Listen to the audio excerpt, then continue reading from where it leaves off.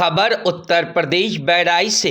बहराइच में कांग्रेस के 137वें स्थापना दिवस को लेकर कांग्रेस भवन में गोष्ठी का आयोजन किया गया। इस कार्यक्रम का शुभारंभ कांग्रेस के जिला अध्यक्ष जयप्रकाश मिश्रा ने झंडारोहण कर किया। कार्यक्रम के दौरान महिला नगर अध्यक्ष, वर्तमान कांग्रेसी नेता व पदाधिकारी मौजूद रहे। कांग्रेस जिला अध्यक्ष जयप्रकाश मिश्रा ने कहा कि कांग्रेस को सत्ता कभी से नहीं चाहिए थी। वह हमेशा हक की लड़ाई लड़ती आई है और आगे भी लड़ाई लड़ती रहेगी। उन्होंने कहा विपक्ष को एक होकर ईवीएम को बैन करा जाने की मांग करनी चाहिए। उन्होंने कहा कि सत्ता के सहारे धांधली करती है। कई नेता तो ऐसे होते हैं जिन्हें एक वोट नहीं मिलता। आखिर ऐसे कैसे संभव है? कहीं न कहीं फॉल्ट है। उसे बंद कराकर बैलेट से चुनाव कराना चाहिए।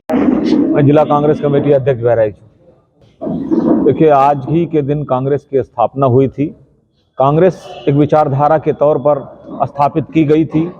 कांग्रेस का उद्देश्य कभी राज करना न था, न है, न रहेगा। हम देश की एकता और अखंडता को, अंग्रेजों को भगाने के लिए, बुराई को भगाने के लिए, अखंड भारत की परिकल्पना के साथ कांग्रेस पार्टी का निर्माण हुआ था। उसी पथ पर चलते हुए इस देश को लहू से सींचा था और वक्त आने पर हम सभी लोग इस देश को अपने लहू से फिर सींचेंगे।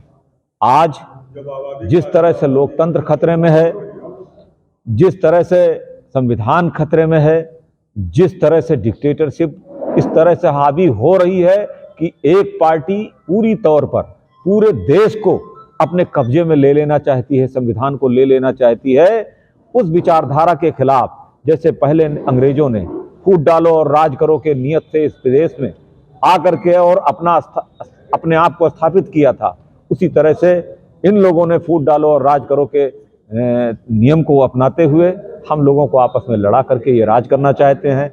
ऐसा कांग्रेस कभी न होने दिया था, न होने देगी। 2024 में हमारे शीर्षस्थ नेता, कुछ गठबंधन की भी बात हो रही है इंडिया की, चूंकि बड़े लेवल की है, मैं इस पर कुछ तो नहीं बोलूँगा, लेकिन मैं इतना जरूर जानता हूँ कि अब सारी जो देश की एकता और अखंडता चाहने वाली पार्टियां हैं, शायद एक होकर के और देश की अखंडता और एकता को बचाने के लिए अखंड भारत की परिकल्पना के साथ एक होंगी।